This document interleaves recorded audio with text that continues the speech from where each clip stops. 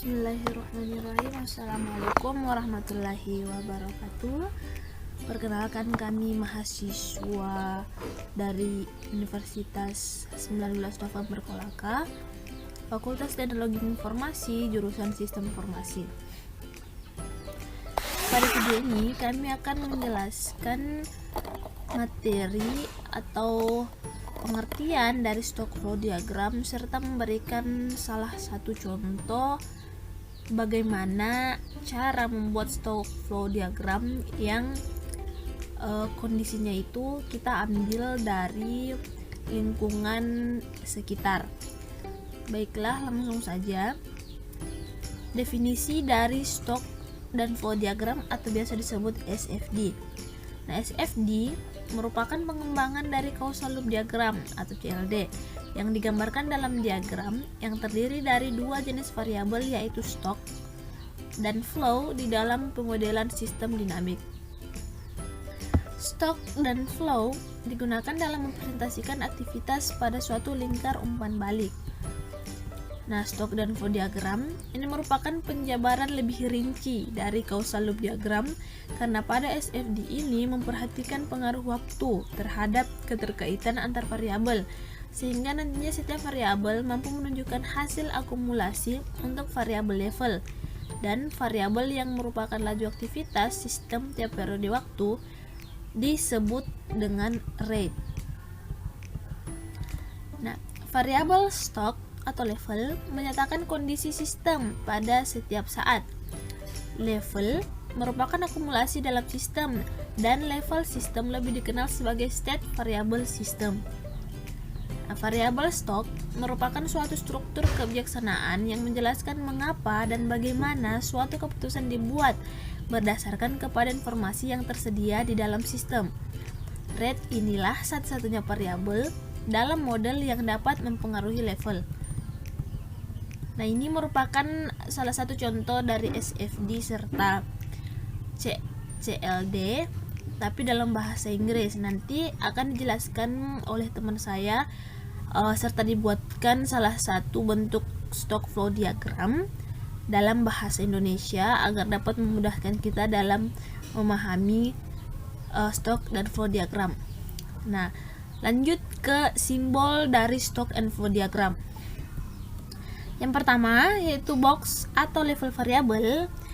Nah, ini itu variabel kotak yang mewakili besaran. Nah, ini adalah kata benda utama dalam suatu sistem dan kadang-kadang disebut variabel tingkat. Yang kedua yaitu rate. Rate atau tarif ini mewakili perubahan dari waktu ke waktu. Ini adalah kata kerja utama dalam suatu sistem dan kadang-kadang disebut sebagai arus. Yang ketiga, auxiliary variable, yaitu ini mewakili konstanta dan parameter lainnya. Ini secara longgar sesuai dengan kata sifat dan kata keterangan dalam suatu sistem. Dan yang terakhir, yaitu konektor. Nah, ini menunjukkan ketergantungan antar objek. Dengan kata lain, saya perlu tahu ini untuk menghitung itu. Baiklah, langsung saja kita masuk ke aplikasi Vensimnya untuk membuat contoh dari stock and flow diagram yang nantinya akan dilanjutkan oleh teman saya yaitu Muhammad Rifaldi Pradito. Kepada teman saya persilahkan. Oke, Assalamualaikum warahmatullahi wabarakatuh. Perkenalkan, nama saya Muhammad Rifaldi Pradito. Di sini saya akan melanjutkan penjelasan mengenai stock flow diagram yang telah dijelaskan oleh teman saya, yaitu Islam Mutakhira. Di sini kita langsung saja ke gambar yang telah saya buat menggunakan Vensim. Ini adalah gambaran dari causal flow diagram yang sebelumnya telah saya buat. Nah, di sini kita lihat ada 3 variabel yang saya berikan sesuai dengan causal flow diagram ini. Yang pertama itu kepuasan masyarakat, kemudian kualitas pelayanan, dan juga kompetensi pegawai. Nah, di sini kita lihat yang pertama kali kita gunakan yaitu rate-nya atau tarif perubahan dari waktu ke waktu. Kemudian dipengaruhi oleh kualitas pelayanan. Nah, semakin tinggi kualitas pelayanan, maka kepuasan masyarakat akan tercapai. Kemudian di sini karena kualitas pelayanan itu harus ditingkatkan, maka kompetensi pegawai juga harus ditingkatkan.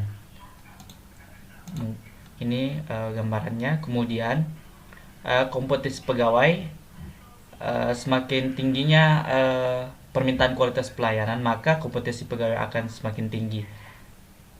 Begitu. Di sini kita menggunakan arrow atau konektor untuk menandakan bahwasanya kompetensi pegawai itu terpengaruh oleh kualitas pelayanan, dan kemudian juga kualitas pelayanan ke kepuasan masyarakat. Mungkin seperti itu saja untuk gambaran stock flow diagram ini.